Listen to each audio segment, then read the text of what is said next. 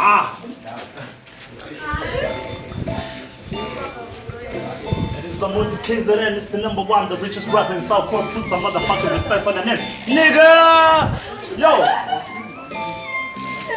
Washuleka amaqhingo ukuthi ngigcine ehlane mina ngidlose ngihloniphekile emzimbeni walengane encane wathi izibopho zami ngangezonda semhlabeni angibuyele kancane now I'm too sick thatha ukuvula umlomo ukwenza abantu bahlane bakwazi ukuembrace le yanzonda ehlele ehotshi sengixolisela ukuthi mhlambe makukhona lo yele ngisport ngathi unyana akasenza ngakhona wathi ngeflow emhlot hey uyabiza ubhanana ekapa ngathi kwamele ngehle nephotshi umama wayezomthanda ukukhelwana lengane zazokhula zazi kuhle ukuhwebelana ukuba nexolo wawuzongiyekelana awuyeke ukuba umoya omubi wena usemhlabeni uzothelela isizukulwane bese ngameli bengibiza kana lezi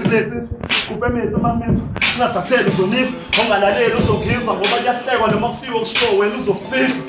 hayi ngaphekezela kuhlele kuyakho indlela yokuqhubeka sifunde emaphuseni vele endleleni bese sizoqhubeka engakhuluma epephweni ihlezi uzombulela hathi masesifika isikhathi inyanga nophambi wami uyokweqela basesikhaleni sakantombela abasingathwe ngenzonda kulona uthando lolo meze ukushaya noma ungekho wrong umuntu naye akayona indawo yokukhiphela isibhongo bacishe babencamashini nothando ukuthi basecalele wrong bengamithanga emncane unengane angayazi kabani sikebeka umuntu ithanda kepha bongaso nje entandweni kabani ngoba bongalikhuluma iqiniso lobuye lishiwo bani balapha ngethula yesele phela inkani ikhishwa ngenkani ayisela yisele yongane ukuthi uhlekisa ngayo kepha izuba yiselese yini indlela eqhuba ngayo ubokubheka nokuhle kukho health ugceka njalo eyami imali mina ikhetha ukuthula indlela ekuvimba ngayo isithembiso zamanga uyasibhuqa nomasipala wethu amazoma omdala lawo mina ngwabeka ngesiqephu anobatshela bayeke ukuhlukumeza odade wethu bakuthiwa babonile bayaziba ngoba bengayiboni impethu kuthiwa ngasekha kabuyi kodwa kakushiwo enyameni mina uqina kwami kulele ezithandweni zami nasenyanyeni shisa impepho